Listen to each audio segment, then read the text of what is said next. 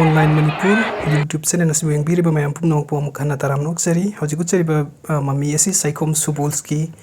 महाकी अरोइबा मथौ मंगमगी दमक्ता महाकी लेखिद्रबा हक्सांगदु लौसनखिबगी वीडियोनी साइकोम सुबोल्स बॉडी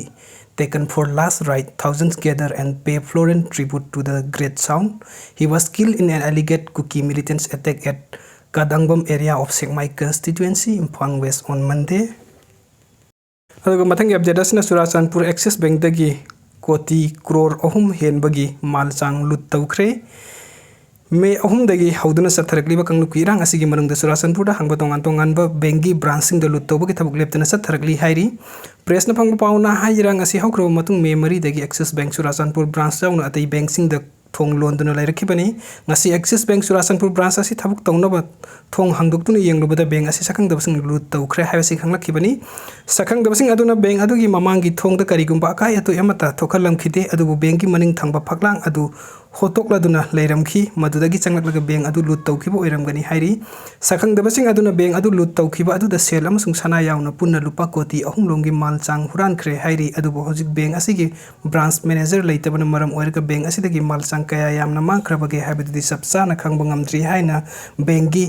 स्टाफ सिंगना फोंदोरखि हाइरी पनबे आबदी हजिक थोकलिबा इरांग असिगी मनुंग सन्ना हौखिबा मे 13 तसु चुराचांदपुर लेबा मणिपुरी स्टेट कोऑपरेटिव बैंक दगी मसखंगदबसिंगना लुट तौतुना लुपा लाख 13.7 लोम हुरानखिबगी थौदोक अमसु थोखरे थौदोक असिगी मतंगदा पुलिसना एफआईआर अमा लौखतुना investigation चथरिबनी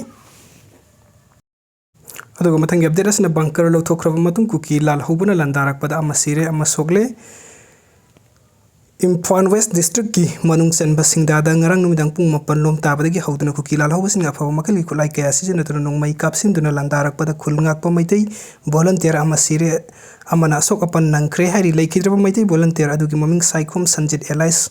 subol chahi kungani pan apokpa s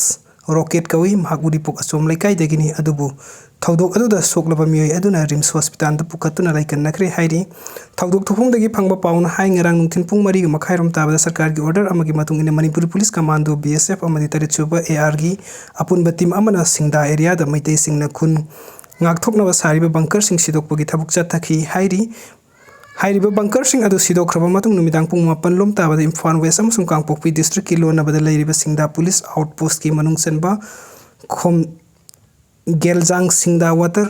treatment plan अमसुंग सिंगदा ममांग लेकाई यावनो माइकई अहुंगी कुकी लालहौबा सिंगना मैतै खुलतमना नोंमै kapsinduna अटैक अकनबा मोंगदा तौबा हौरखी मदुदा खुनगाकलिबा विलेज डिफेंस वॉलंटियर सिंगी मैकई दगसु हंदना नोंमै राउंड कया कापनखी मैतै वॉलंटियर सिंगी मैकई दगे नोंमै कापतुना कुकी लालहौबा सिंग अदुगा गेलजांग खुल फाव तकथोकलगबा मतुंगदा अमु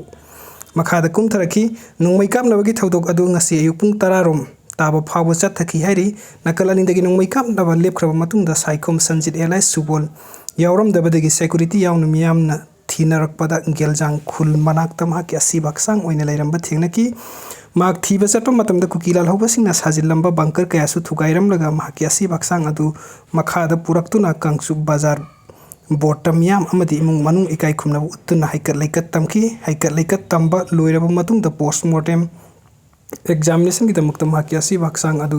रिम्स हॉस्पिटल दा थमख्रे हाइरी थौदोक अदुगी मतंग द खुंजासिंग स्टेट फोर्स यावनो सेंट्रल पैरामिलिटरी फोर्स के अपुन बतिम अमना मैतै खुलंगाक थोकसनबा सारिबा बंकर सिंग दी लोइना थुगाइरम लगा कुकी लाल हौबसिंग सारिबा बंकर सिंग दी थुगाइखिदे मसी खुदोंग चाबा लौदना कुकी लाल हौबसिंग ngarang numidang मैतै खुलदा अटैक तौरखिबनी असिगुम्बा सरकार की मिचंग मिखाई नाइबा मावनबा थौंग असि यानिंगदबा फोंदोकपगा लोइना थौंग असिदि मैते सिंगना कुकी लाल हौबा सिंगदा सरेंडर तौबगा चप मानरे हाइना फोंदोरखी नकल अमरोमदा ngarang numidangdagi हौरगा कुकी लाल हौबा सिंगना नोंमै कापसिनदुना अटैक तौरखिबा मदि मदुगी मखा तरकपदा नकल अनिदा ngasi ayuk फावबकन बमोंगदा नोंमै कापनाखिबगी थौदोक अदुदा मिपाइबा पुकलदुना थौदोक थोकफम अदुदगी इराब लापतना लैरिबा खाराम थादोय कोम खुलगी खुंजासिंगना खुल थादोक्तुना चेंथोरकलगा कादांग बंदप चंगजफम लौदुना लैखी अदुगी थौदोक अदु नेमथरबा मतुंग खुंजासिंग अदुना ngasi nungtin masagi खुलदा टेक्ता काइदना हंजिनख्रे हाइरी मरक्सिदा कुकी लाल हौबसिंगना सत्थरकिबा अटैकता लैखिद्रबा मैतै वॉलंटियर उरिपोकतगी साइकोम सुबोनगी मिसिगा मरि लैना ngasi उरिपोक म्यामना रिलीज तुना गवर्नर अमसुंग सीएम दना मित 10 का मंगानी फावबगी मनुंगदा मणिपुरदगी एआर लौथोकनबगी वाफम यावबा मेमोरेंडम अमा पिसिनख्रे ngasi Uripok अपुनबा लुपना लुसिंगलगा Naurem Thongdagi Hauraga Miyamgi Rally Amalaki Uripoki Nak Yetta Labalikai Singi Miyam Nasu Rally Adu the Sarugyaki Rally Adu Overbridge Maka Pawalaki Mafum Adu State Police Nathatuna Makata Nasaran Kide Miyam Marak Mi Karakanga to Governor Amasung CM the memorandum Vincent Bagi Puki Point Taraganito Yabu Uripokapun Balupki memorandum Adu Governor Amasung CM the Pisinki memorandum Adu the Numitara Mangani Pawgi Manung the Manipurdagi AR Lotu Kuki sing na tariba sing ki mafam sing dagi bunker sing lautu safagada mafam da su kem sing asi hangdo u hai ba yauna tongan bahiram sing de yengsin na bagi MLA amasung minister mari mangana saba committee semu hai ba wafam sing su yauri kuki terrorist ki attack ta laikhidraba victim amasung imung manung sing da khandok laga tokhai ba committee semu kuki gi threat maitai village sing da security deploy tauna bagi committee semu free and fair highway protection ohenna bagi damakta MLA mari mangana saba core committee ama semu lamdam asigi peace process ta kai bolak payabo public information rumor amade atai propaganda sing asi yengsinna bagi peace initiative committee ama semu hairiba committee asina local club CSO maira pai bi mahiru lup singa coordinate tawnaduna ni saga mari leinaba polam singdagi thingbada mateng ohensi relief material health care food and basic need item sing cookie militant singi attack the soklaba singi free medical service amati yamna thuna ex gracia fanganna bagi committee ama semu haibu wapam sing yauri